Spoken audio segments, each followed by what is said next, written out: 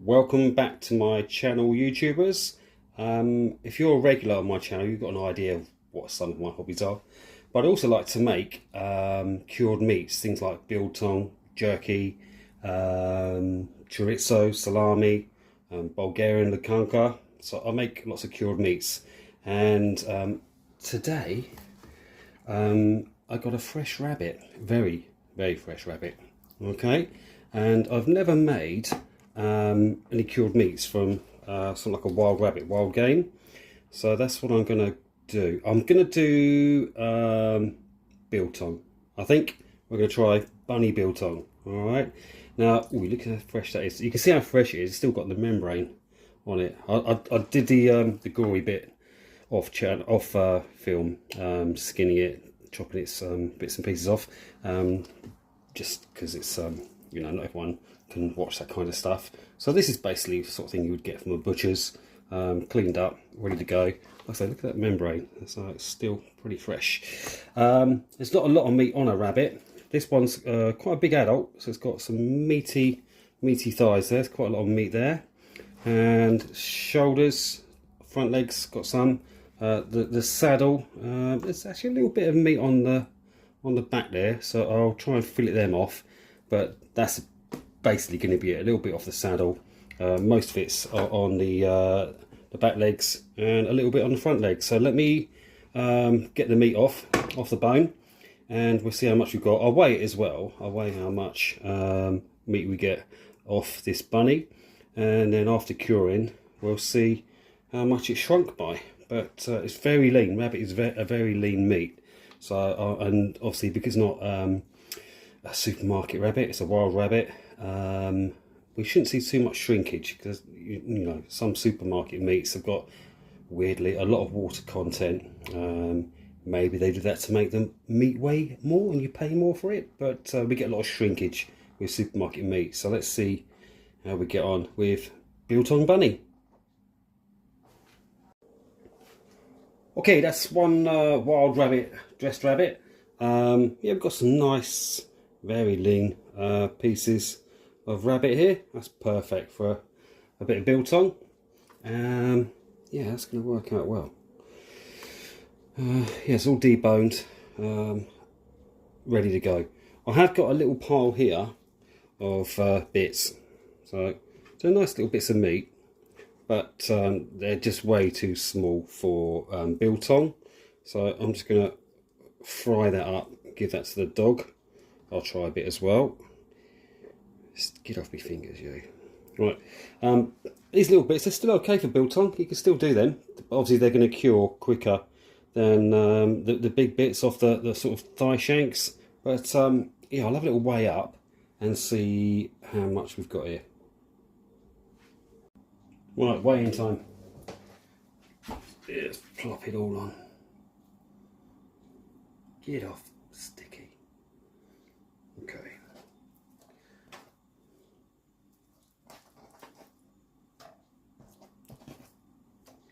I bet it ain't a lot.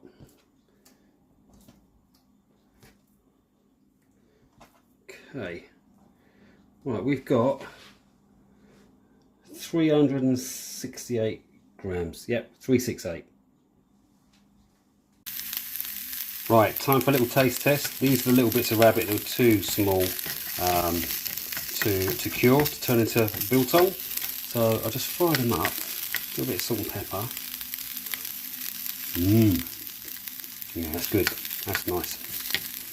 I don't think the dog's going to get this. I think I'm having it. That's yummy, that is. Okay, next stage is curing. This is pride powder. It's specialist sort of curing salt. And let me just focus on that. Yeah, it's just like a pink salt, curing salt. And there's loads of like ingredients on there that help to sort of safeguard when you're curing meats. You can, you know, create sort of all sorts of problems when you're cold curing meats and things like that. So I don't want to cause any botulism or other sort of nasty sort of diseases. So that's what I'm going to use. going to spread that around there. And just going to lay me bits of meat straight on the salt and sprinkle a bit more over the top, and just leave that for a couple of hours and then brush off the excess.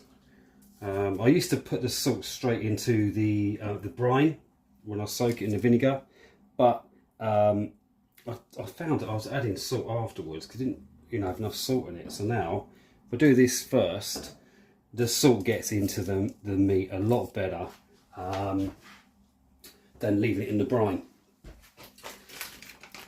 And I've seen on YouTube actually other people do the same. Let me just sprinkle it on my fingers. Alright. And I can just rub it a little bit more into the meat like this. And I think 2 hours is plenty for that to sort of just salt the meat.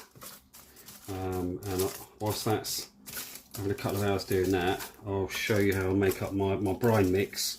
And I'll explain it when I do that. And then after the brine soaking in the vinegar brine, it'll be the next stage, which is drying them off with a bit of kitchen towel and dusting them with the seasoning. And then they get dried for these little strips. I reckon it'll be done in 2 days. Okay, right, let's make the brine mix and leave them to absorb that salt. Alright, this is my little box of spices. So to make the vinegar brine, I use any vinegar really. I tend to find that malt vinegar is a little bit too harsh, so white vinegar is good, and any of the sort of like apple cider vinegars and stuff like that, they're good too, but the malt vinegar is a little bit too strong. But this one, that's lovely, that's a good one. And coriander seeds, I actually use that for the seasoning afterwards. I like to have the nice chunky bits, but I've got some ground coriander which I'll put in the brine, and I've got a little bit of cumin as well, a little bit of that. It's the same spice that goes in the seasoning and the brine mix, but I'll show you that in a sec. I've got some hot paprika, and I've got some chili flakes and some black pepper. I've got black pepper for biltong. That's it, yeah. So take them out of the way. Yeah, that's basically it. So what am I going to use? What am I going to use? Right, let me find something I can soak this. Yeah, that'll do. Brilliant. Right, that'll do. Okay. Move them out of the way. I measure nothing. I am a nightmare. I just literally just chuck it all in, and it all seems to come out well. Right, put that vinegar in there. About that much, because once you put the meat in, it's going to rise, isn't it? Can always add a bit more later. And I just get sort of carried away with just sprinkling bits and pieces in there. Yeah, that's about enough of that. Black pepper, loads of black pepper. Chuck plenty of that in there. Yeah, that's enough. And chili flakes. We don't need too many chili flakes because I've got hot paprika. Alright. So let me put a little bit of paprika in there. And not too much cumin. Oh, yeah, a little bit of cumin. That's enough of that. And then grab something to stir it all up and add the meat. Alright, so that's the vinegar brine ready. Obviously the meat's still on a bit of a salt cure at the moment. So now I'll just move on to making our seasoning, that we dust the meat at the end. So yeah, I like to use whole coriander seeds. So I like to have like literally big chunky bits of coriander stuck to the meat. Give that a little swizzle.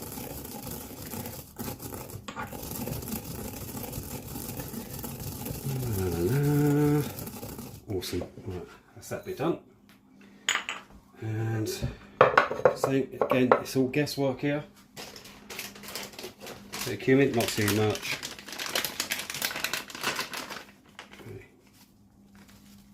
That's enough.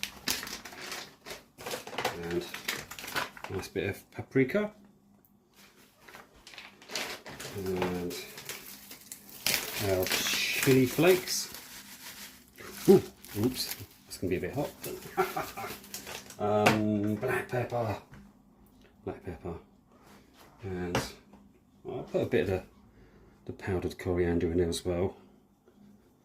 Oh, that's going to be a bit of a kick with those chili flakes.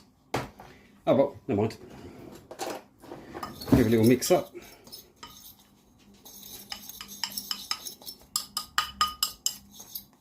And that's basically it, that's the seasoning. Alright, so we can dust our meat once it's come out of the vinegar brine. Right, our rabbit strips, they've had a couple of hours salting, a bit of salt cure. So they've actually dissolved all the salt, so that's pretty good. I'm happy with that. Yeah, looking good. Right, next stage, almost the final stage, is to give it a bath in the vinegar brine. So we've got our brine here, and we're just going to plop the bits in. That's it.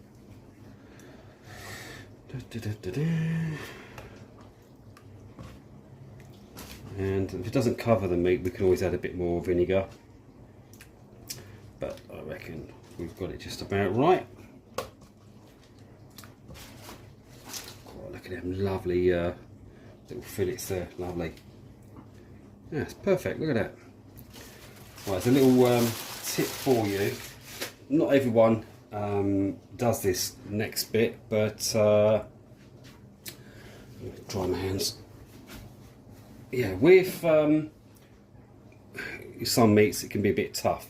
And obviously the vinegar is basically an acid, isn't it? It's quite acidic. So if you add bicarbonate of soda or baking powder, what that basically does is take some of the acidity out of the vinegar and makes the meat more tender. So just add a little bit of the baking powder to it, bicarbonate of soda, that's enough. And I don't bother to stir it. I'll just put the lid on and leave that. I'm probably only going to leave that for about an hour, to be honest. Otherwise it might be a bit too long, because that's very sort of like small bits of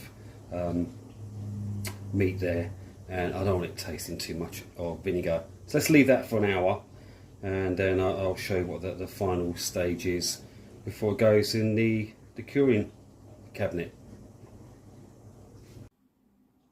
Okay, next stage is drying off our marinated meats.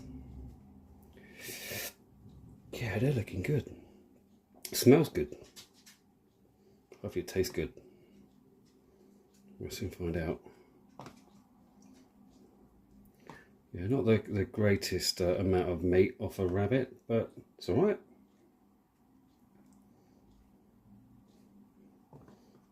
Last little bit. And just pat it dry. And then we season it. Right, they're patty dry. So all we need to do is just put a bit of Biltong spice we made earlier, and just coat each piece like this, and then take it upstairs and stick it in my drying cabinet. Yeah, I think these are going to taste pretty good.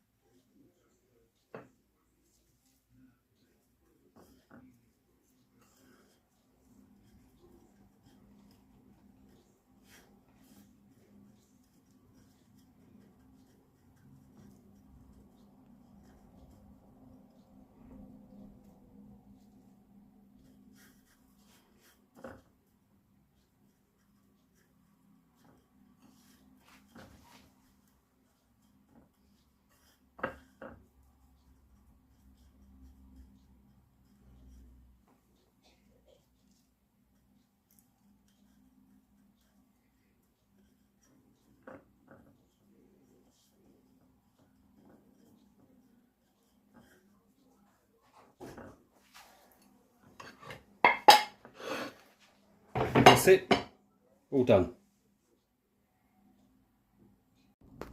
Right, we're up in the man cave. Oh, look at that, that is so good. Yeah, and here is my trusty drying cabinet.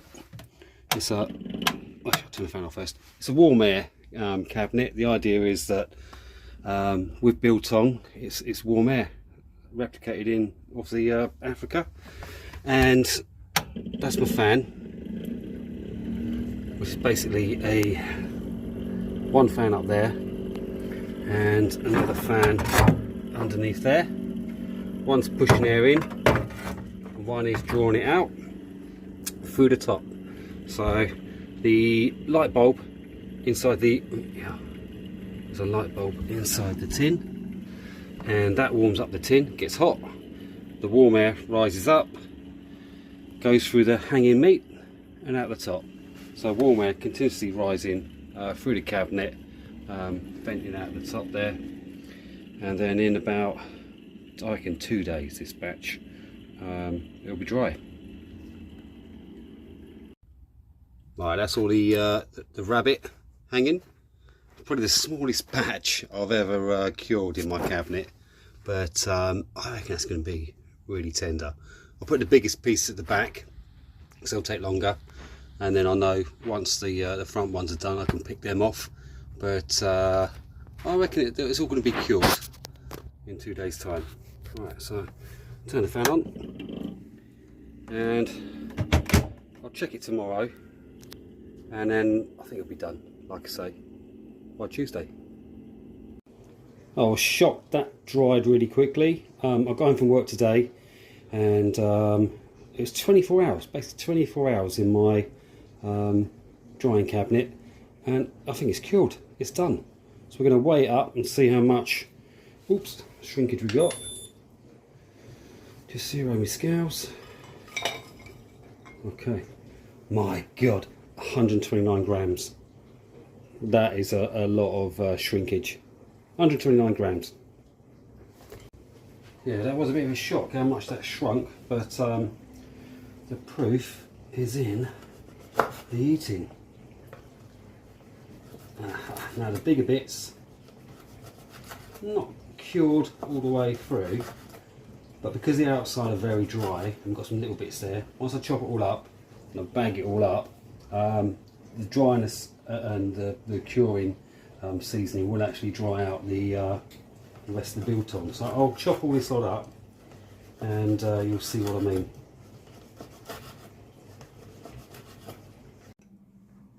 Okay folks, it's the moment of truth. Like I say, this was experimental.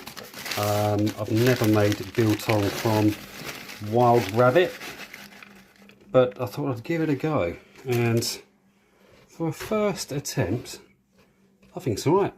It's not bad, it's edible, it tastes good, and I'll put it in a paper bag and I'll leave it in the fridge, and in a couple of days time there's like little hard bits, soft bits, but it will all even out, and the coating, the spices will, and the salt will help to sort of dry it all out evenly. But yeah, it's just right texture. Now, swallow that. The weight of it, when I weighed the boned filleted meat, I had 368 grams, but I forgot I actually fried off the little scraps, so I guess maybe about 60-70 grams or so. I didn't actually turn into biltong, so I think realistically it was about 300 grams, about the size of a steak, that I cured. So we got, from 300 grams raw, we got 130 odd grams. So it's more than 50% shrinkage, more than you get from beef, but it is doable, you know, it is possible, and it tastes alright. Quite tender. You can't really taste the rabbit, it doesn't taste gamey. I think it's all the spice I put on it. It's not too hot actually. I thought with all those chili flakes it would be too hot, but no, it's really good. In fact, I really like it. So I think from a whole rabbit, it was maybe about 1.5 kilos. We've got about 130 grams of biltong. A few of my friends go hunting. If they get plenty of rabbits, rather than going to waste, I will be doing a lot of rabbit biltong.